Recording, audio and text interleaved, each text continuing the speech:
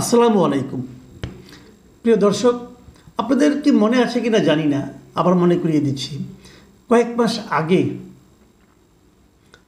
এখনকার যিনি তথ্য উপদেষ্টা, তখন তিনি উপদেষ্টা ছিলেন না, বাট প্রধান উপদেষ্টার বিশেষ সহকারী ছিলেন, উপদেষ্টার পদমর্যাদায়।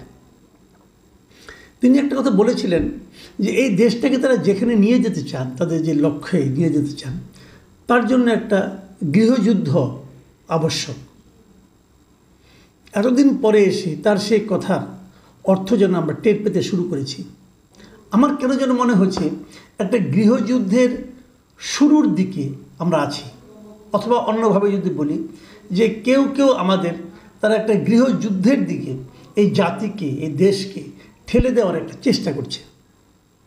এবং আমি স্পষ্টভাবে বলি, এই কাজটা আমার কাছে মনে হয়েছে এই ছাত্র নেতাদের মধ্যে একজন, যিনি নাকি এখন ওই সংগঠন, ওনাদের যে জাতীয় নাগরিক পার্টি, সেই সংগঠনের একজন শীর্ষ পর্যায়ের নেতা মিস্টার হাসনাত আবদুল্লাহ, তিনিই সম্ভবত শুরু করেছেন।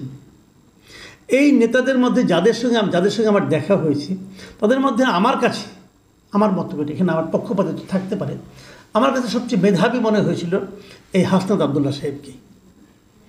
এমন একজন মেধাবী লোক আজকে কেন এই ধরনের একটা স্ট্যাটাস দিলেন আমি বুঝতে পারি না। উনি ওনার ফেসবুকে একটা স্ট্যাটাস দিয়েছেন, এবং এই স্ট্যাটাস দিয়ে আজকে হলো 21 তারিখ, 21শে মার্চ।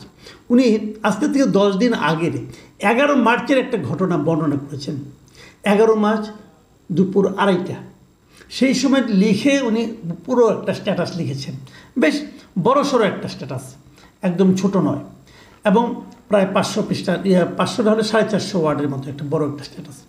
সেখানে উনি কী লিখেছেন, উনি যেটা বলেছেন যে ওই 11 মার্চ দুপুর 2:30টায় উনি নাকি সেনানিবাসে, মানে ক্যান্টনমেন্টে উনি নাকি একটা মিটিংয়ে বসেছিলেন, এবং সেখানে তাদেরকে ক্যান্টনমেন্টের পক্ষ থেকে কিছু প্রস্তাব তাদেরকে দেওয়া হয়েছিল, এবং সেই প্রস্তাবগুলি বলাই বাহুল্য উনি প্রত্যাখ্যান করেছেন, এবং প্রত্যাখ্যান করে উনি এখন সেগুলি জনগণের কাছে প্রকাশ করে দিয়েছেন। তো এটা নিয়ে অনেক প্রশ্ন, অনেকে অনেক কথা বলতেছেন যে 11 তারিখের ঘটনা উনি এতদিন পরে কেন প্রকাশ করলেন।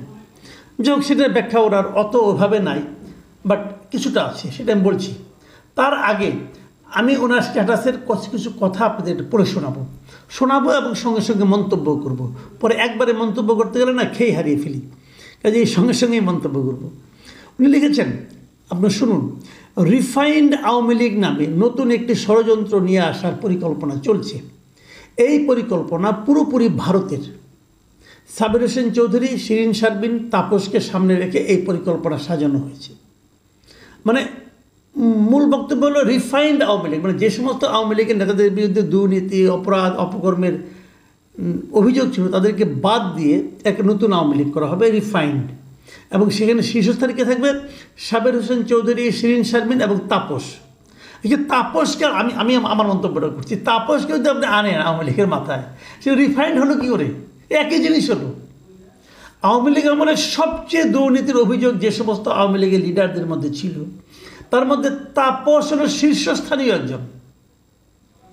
তাকে দুর্নীতিতে হারাতে পারবে এমন লোক মনে হয় খুব কমই ছিল। আমি জানি না, কেউ পারলে পারতেও পারে, কিন্তু আওয়ামী লীগের লিডারদের মধ্যে তার চেয়ে বেশি দুর্বিনীত, তার চেয়ে বেশি বেপরোয়া, তার চেয়ে বেশি করাপ্ট, এবং তার চেয়ে বেশি আপনি কী বলবেন, এটা অসভ্য দ্বিতীয় আর কোনো নেতা ছিল কিনা আমার সন্দেহ আছে।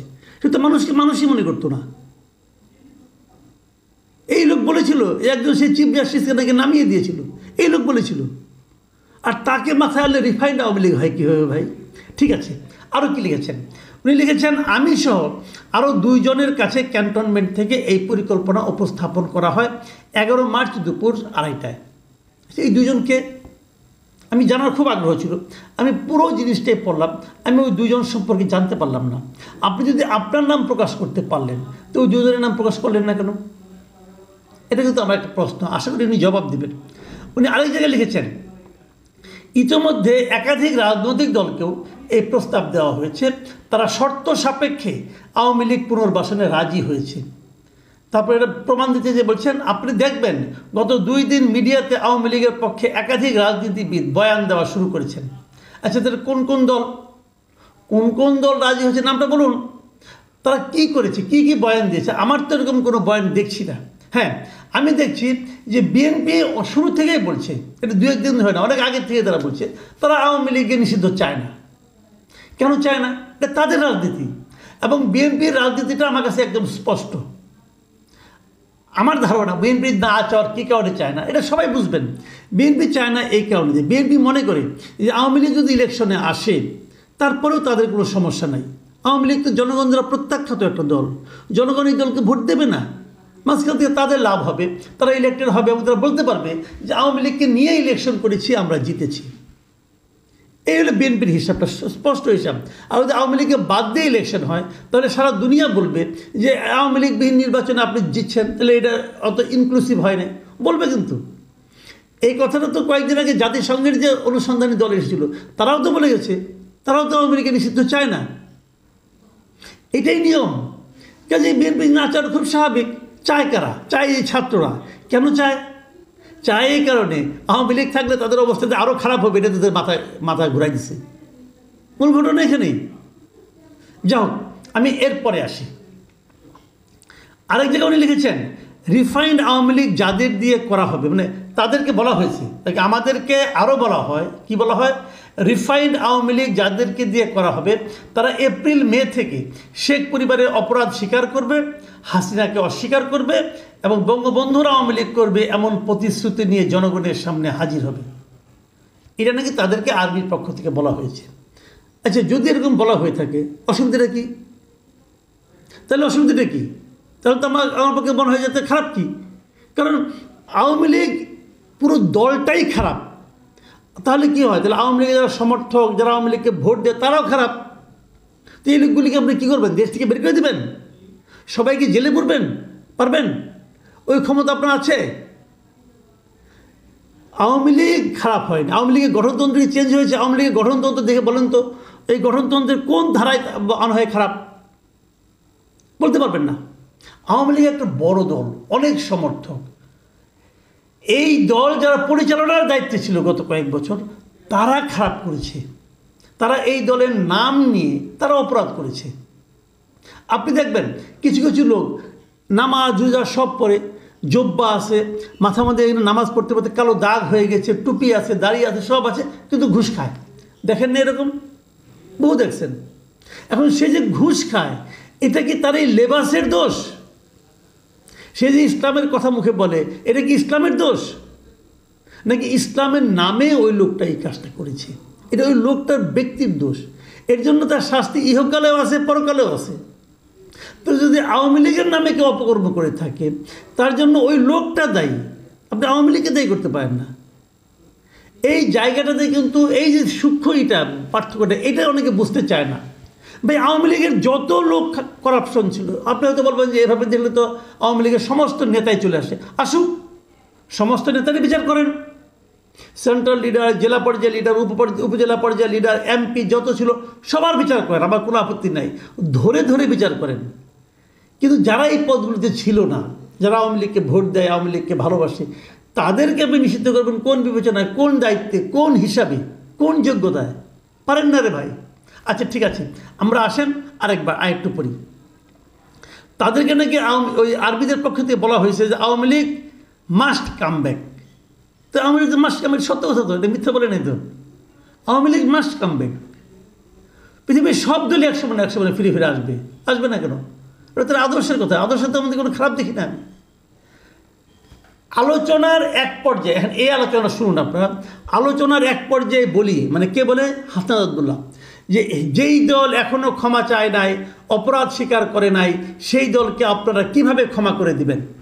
অপর পক্ষ থেকে রেগে গিয়ে উত্তর আসে, you people know nothing, you lack wisdom and experience, we are in this service for at least 40 years. তোমার বয়সের চেয়েও বেশি। এটা নাকি তাদেরকে বলছে আর্মি অফিসাররা, অথবা অপর পক্ষ। কে বলছে ভাই? নামটা বলেন। আপনি তো সবই বলে দিয়েছেন, তাহলে এই নামটা বলতে সমস্যাটা কি? আপনাকে কোন অফিসার বলেছে? অফিসার বলেছে নাকি কোনো সিপাহী বলেছে? কে বলেছে? নাকি আর্মি চিফ বলেছে? বলেন, নাম বলেন না কেন? আমরা আপনার নামটা শুনতে চাই। কে এই কথাটা বলেছে? যদি সে বলে থাকে, এই যে বলাটা, এই বলাটা সে বলতেই পারে, এখানে কিন্তু কোনো অন্যায় কিছু নাই। সে যদি 40 ইয়ার্স চাকরি করে তাহলে আপনার বয়সের বেশি হবেই। আবার এখানে কি আরও বলেছে যে তাছাড়া আওয়ামী লীগ ছাড়া ইনক্লুসিভ ইলেকশন হবে না। এই কথাটাকে ওই আর্মি ভদ্রলোক বলেছেন, ওনারা বলেছেন। যদি এই কথাটা বলে থাকে, এই কথা ভুলটা কী আছে? আওয়ামী লীগ ছাড়া আপনি ইনক্লুসিভ ইলেকশন কীভাবে করবেন? আওয়ামী লীগ ছাড়া ইলেকশন হবে, যে ইলেকশন আওয়ামী লীগ করছিল একবার 2014 সালে। ইনক্লুসিভ ইলেকশন করতে হলে আওয়ামী লীগ নিয়েই করতে হবে, কারণ আওয়ামী লীগের যে ভোটগুলি আছে, এই ভোটগুলি তো আছে আওয়ামী লীগের। ইনক্লুসিভ ইলেকশন আওয়ামী লীগের ইলেকশন করে দেখেন না, তার অর্ধেক ভোট পান কিনা আপনারা দেখেন না? এত সোজা। মানুষের মন জয় করতে হয় ভাই। ভোট পেতে হলে মানুষ আপনাকে একটা ভোট দিবে, উল্টাভাবে মানুষের কাছ থেকে এই ভোটটা আদায় করতে হবে। একটা মানুষের কাছ থেকে একটা ভোট আদায় করতে হলে ওই মানুষের মন জয় করতে হয়। ওই মানুষকে ভয় দেখিয়ে পাওয়া যায় না, হুমকি ধামকি দিয়ে পাওয়া যায় না, ইমোশন ক্রিয়েট করে পাওয়া যায় না, যে কাজটা আপনারা এখন করছেন। আমি বলবো এই কথা হলে আরেকটু পরে বলবো। তারপরে উনি ফিনিশিংয়ে এসে মানুষকে কীভাবে উদ্দীপ্ত করার চেষ্টা করেছেন সেটাও একটু পরে শোনাই। আজকেও ক্যান্টনমেন্টের চাপকে অস্বীকার করে আমি আবারও আপনাদের উপরে ভরসা রাখতে চাই। এ পোস্ট দেওয়ার পর আমার কি হবে জানি না, নানামুখী প্রেসারে আমাকে হয়তো পড়তে হবে, হয়তো বিপদেও পড়তে হতে পারে, কিন্তু আওয়ামী লীগ নিষিদ্ধের প্রশ্নে কোনো ধরনের আপোষ করার সুযোগ নেই। তারপরে লিখেছেন আরেক জায়গায়, আজ আবারও যদি আপনাদের সমর্থন পাই, রাজপথে আপনাদের পাশে পাই, তবে আবারও এই আওয়ামী লীগ পুনর্বাসনে ভারতীয় ষড়যন্ত্র আমরা উড়িয়ে দিতে পারব। তারপর আবার লিখেছেন, আওয়ামী লীগ রাজনীতি করতে পারলে জুলাই ব্যর্থ হয়ে যাবে। আমাদের শরীরে এক বিন্দু রক্ত থাকা পর্যন্ত আমাদের শহীদদের রক্ত আমরা বৃথা হতে দেব না। 5 আগস্টের পরের বাংলাদেশে আওয়ামী লীগের কামব্যাকের আর কোনো সুযোগ নাই এবং আওয়ামী লীগকে অবশ্যই নিষিদ্ধ হতে হবে। এই হলো ওনার স্ট্যাটাস। ফলে কি হলো? ফলে ওনারা যেটা করলেন আমার বিবেচনায় সেটা হলো যে এই সরকারের সঙ্গে তাদের সঙ্গে আর্মিকে মুখোমুখি দাঁড় করিয়ে দিলেন। কি লাভ হলো এতে? আপনি তো সেন্টিমেন্ট ক্রিয়েট করছেন, কিছু লোকের কাছ থেকে এক ধরনের সহানুভূতি পাচ্ছেন, পাবেন অল্প সময়, কোনো সন্দেহ নেই, কিন্তু এই সহানুভূতি খুব শিগগিরই কেটে যাবে। এবং আপনি ব্যক্তিগতভাবে আমার ক্ষতি হলো এখানে যে আপনাকে আমি যেরকম ঠান্ডা মাথার নেতা মনে করতাম, আপনাকে আর সেরকম মনে করতে পারছি না। আপনাকে আমাকে একজন হঠকারী নেতৃত্ব মনে হচ্ছে। এই কথাগুলি বলার মাধ্যমে আপনি আপনার হঠকারী আচরণ করছেন। আপনি খোলামেলা বলছেন, তো আমার কোনো আপত্তি নেই, আমি নিজেও খোলামেলা বলি, খোলামেলা বলতে পছন্দ করি, কিন্তু আপনি তো খোলামেলা বলেননি। আপনি কোথাও বলেননি আপনার সঙ্গে কী আলোচনা করেছে, তার নামটা কি বলেননি।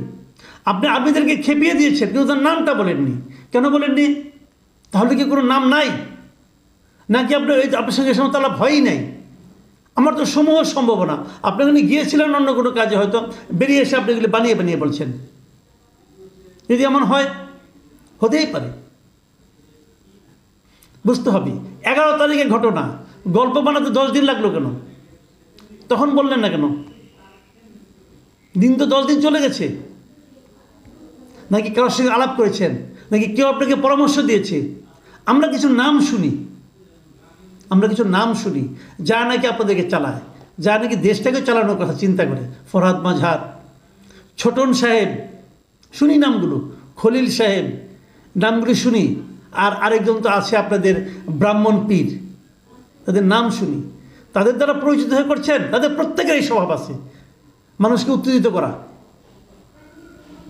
আমার মনে হয় এটা কোনো সুস্থ রাজনীতির পরিচয় হচ্ছে না। দেশকে অস্থিতিশীল করার এর চেয়ে বড় পদক্ষেপ আমি গত কয়েক মাসে আর দেখিনি। প্রিয় দর্শক, এটা নিয়ে আরও আলোচনা হবে। আমি মনে করি আলোচনা মাত্র শুরু হলো। আমি আরও কয়েকটা দিক আলোচনা করব হয়তো আগামী 2-1 দিনে।